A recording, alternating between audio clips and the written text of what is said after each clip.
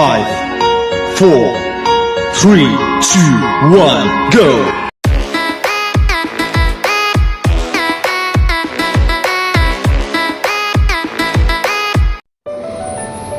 Hi guys! Good morning!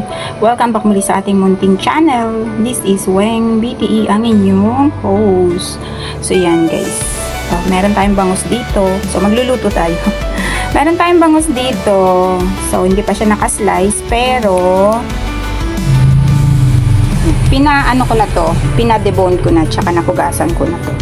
So yan, na-debone to kasi para dire-diretso kain, hindi na magtinik-tinik, lalo na mga bata, mga tamad magsipaglinis ng kanilang isda.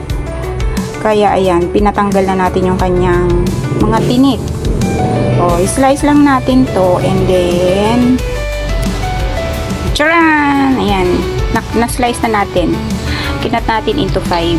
So 1, 2, 3, 4, and 5. So yan na ang ating bangus. Yan. So yan, ito yung ating ibang ingredients. Yan. Gusto ko maraming bawang kasi pag paksiw pala yung lulutuin natin, paksiw na bangus. Kinakain ko kasi to, kaya hindi ko rin siya slice, hiniwa-hiwa, kasi gusto ko siya buo. Tapos meron tayong luya and ang ating siling green, sibuyas. Ayan. And ito yung ating lalagyan natin ng talong. Talong for life. Ayan. So yan guys, lagay na natin sa ating kaserola yung ating mga ingredients tsaka yung ating lulutuin.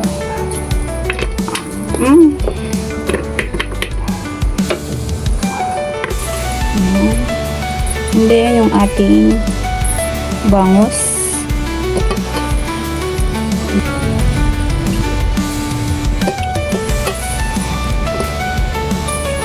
So yan. Tapos lagay na natin yung ating remaining na ingredients.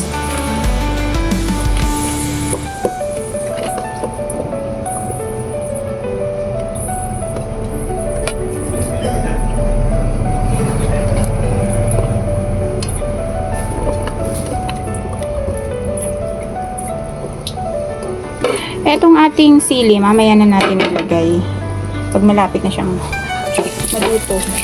Kasi baka umanghang eh. Lagay na rin natin yung ating talong.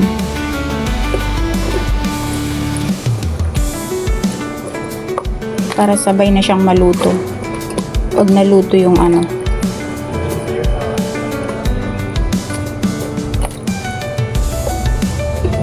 Yan, ang dami diba? Kahit talong lang ulam ko. So, lagyan natin ng salt. Magdagdag na lang tayo mamaya pag kinulang. And yung ating lagyan natin ng paminta.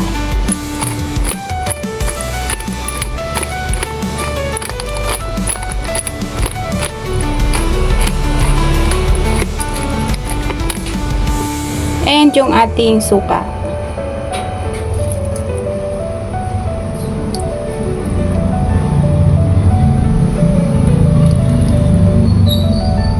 Yan. Tapos, konting water lang guys yung ilalagay natin. 1 cup.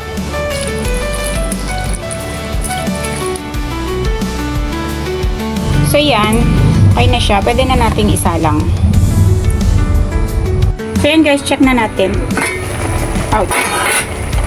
Yan. Luto naman na yan. So nagdagdag na lang din ako ng konting salt. Tapos ilagay na natin yung ating siling green. So takpan lang muna natin saglit para lang maluto yung siling green. Tsaka yung ibang talong. So yan guys. Luto naman na yung sili. Tikman na natin.